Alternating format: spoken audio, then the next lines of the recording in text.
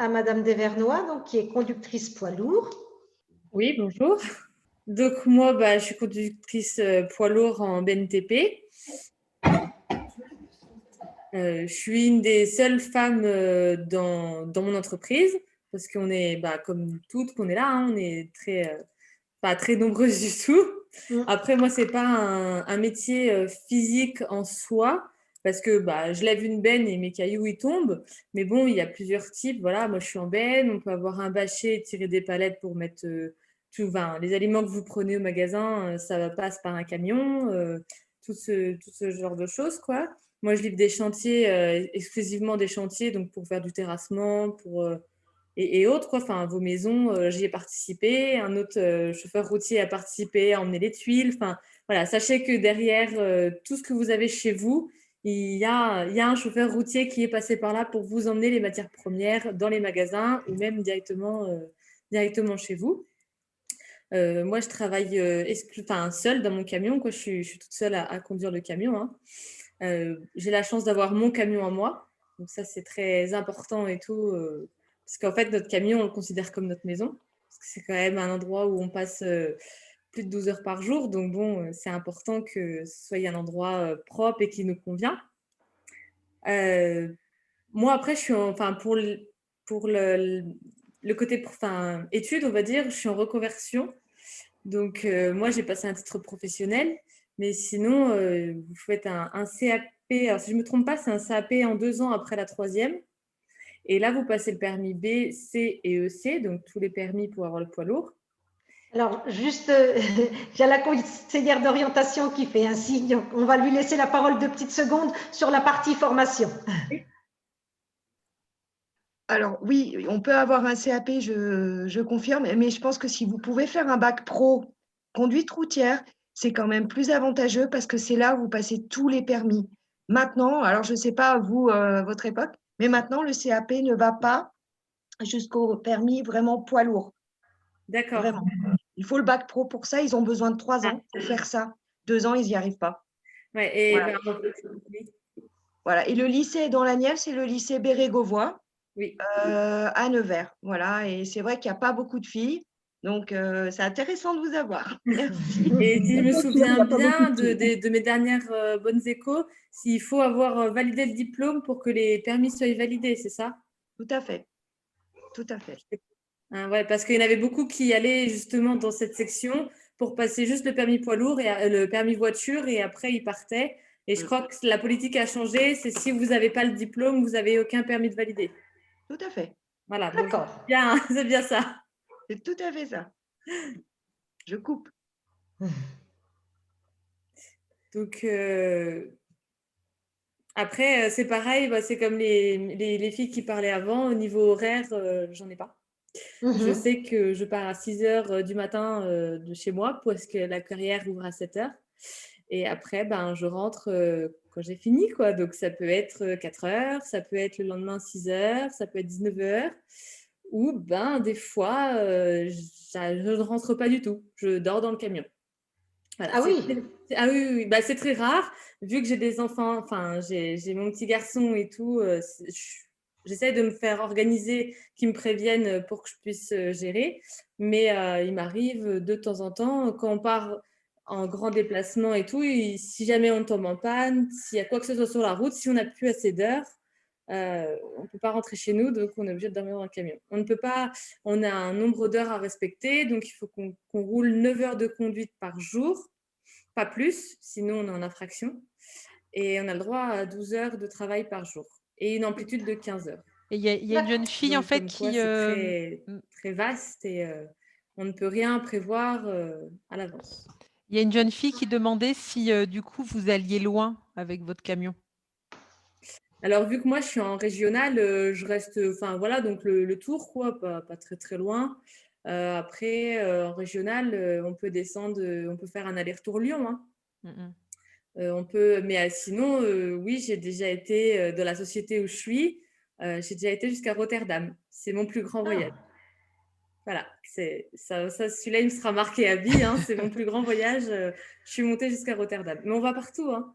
On peut aller, nous, après, en BNTP, moins, c'est plus du local. Mais si jamais on conduit un bâcher ou autre, on peut aller en Angleterre, en fait, on va dans tous les pays, hein. Non, je précise juste BNTP, Ben pour les travaux publics, hein, Oui, c'est ça, voilà, oui, hein? pardon, c'est Ok. ça. Oui, oui. D'accord, Oui. d'accord, d'accord. Très bien. Alors, quelles sont les qualités, les prédispositions à avoir pour exercer ce métier?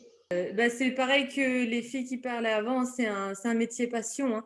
C'est pas je vais faire ça parce que j'ai envie de faire ça, hein, parce que être 12 heures dans son camion assis derrière un volant à conduire, il faut aimer conduire, il faut aimer quoi, parce que sinon c'est pas possible. Après, il faut être rigoureuse parce que on a quand même un gros camion qui quand même coûte cher à notre patron à l'achat, hein, surtout que nous personnellement on a des ensembles qui sont tout neufs. Donc, bon, il vous confie le prix de votre maison à peu près, hein, pour vous. Voilà. Donc, voilà, il faut quand même être rigoureux parce que c'est long, c'est large, on prend de la place, surtout sur les chantiers, des fois c'est tout petit. Donc, il faut être très rigoureux, très sérieux dans son travail. Puis, il faut savoir se lever le matin, quoi. Bon, après, nous, on travaille pas. Enfin, le dimanche, on n'a pas le droit de rouler, sauf pour ceux qui sont en frigo. Donc, Ah oui, un frigo, ils sont en alimentaire, donc ils ont le droit de rouler le dimanche. C'est pour ça que vous voyez des camions rouler le oui. dimanche. Mais sinon, dimanche et jour férié, on a, hormis les frigos et hormis quelques exceptions, enfin, un jour-là, à cause de la crise du Covid, on a eu le droit de rouler le dernier jour férié. Sinon, jour férié, dimanche, on ne roule pas. Et les samedis, c'est vraiment jamais, presque jamais. D'accord. Alors, juste, je me permets Oui, de bien sûr. reprendre. Alors, il y a Amy, et c'est dommage, elle n'ose pas intervenir. Ah, Parce que du coup, en fait, apparemment, son papa est chauffeur de camion. Donc, lui, il part toute la semaine. Et du coup, donc voilà, elle l'a toujours reconnue comme ça depuis qu'elle est toute petite. Et elle dit que il lui a dit qu'on pouvait se faire très mal en faisant ce métier. Physiquement, je suppose que voilà, que physiquement, c'est un métier qui peut être dans lequel on peut voilà, se faire mal. Avoir, Physiquement, enfin moi en BNTP, non, parce que je vous avoue, j'appuie sur un bouton, ma benne elle se lève, hein. Mais après, oui, quand j'ouvre les portes ou quoi que ce soit, ça reste quand même comment dire, un gros véhicule, quoi. Donc oui, on peut se faire mal. Mais après, ceux qui sont en bâché, comme en fait, mon conjoint, il est routier aussi comme moi. Et lui, oui, il brasse des palettes, il tire des palettes. Enfin, ça, je le faisais avant, mais je le fais plus. Les palettes peuvent aller jusqu'à 600 kilos, voire 1 tonne. Et souvent, on n'a qu'un petit tire-pas à main, en fait, pas électrique, quoi. C'est pas souvent qu'on a des trucs électriques, hein. Donc, après, il faut savoir. Après, avec l'expérience, vous pouvez un petit peu jouer avec le camion, lever le camion, baisser la semi, donc ça vous fait une petite pente, donc ça vous aide. Mais ça, c'est comme tout, avec de l'expérience et tout ça, vous trouvez toujours des techniques pour vous aider à vous faciliter la tâche, on va dire. ok, ok, ok. Est-ce que vous voulez ajouter quelque chose ou c'est elle vous bon? remercie en tout cas, Amy, pour les précisions. Moi, j'avais une question. Comment avez-vous été intégrée entre femmes? Vous avez dit que vous étiez la seule femme dans l'entreprise, donc sur un métier très masculin. Comment s'est passée votre intégration et comment vous le vivez aujourd'hui? Alors, là où je travaille actuellement, ça s'est très bien passé et je suis très bien intégrée parce qu'en fait, on est une petite boîte familiale. Donc, en fait, on n'est même pas 15 chauffeurs. Donc, il n'y a pas de, désolé des termes, mais il n'y a pas de macho, il n'y a pas tout ça. Enfin, là où je suis actuellement, ça se passe royalement bien. Je fais mon travail. Voilà, je demande quand j'ai vraiment besoin d'aide parce qu'il y a des choses où il faut un petit peu de force, genre pour serrer mes roues, hein. Notamment, c'est pas les roues d'une voiture, hein, donc j'essaye, mais il y a des moments où voilà, c'est un peu dur, donc je demande. Mais j'ai fait des entreprises où ça a été très dur. Mais même sans l'entreprise, il y a des endroits, les chantiers où je vais, on ne me croit pas capable de le faire. Ils me voient arriver, ils me demandent vous voulez quoi? Je suis le chauffeur du camion, je viens livrer. Ah bon? Après, il y a des endroits où c'est très très dur de se faire accepter, mais avec toujours cette expérience maintenant que j'ai, parce que ça fait quand même 9 ans que j'ai le permis, j'ai beaucoup de recul par rapport à ça, je laisse parler. Voilà, quand ça a fini de parler, ça, comme on dit, ça rentre, ça sort. Et il faut savoir laisser faire, laisser dire les gens, parce que de toute façon, c'est parler à un mur, en fait. Hein. Ok.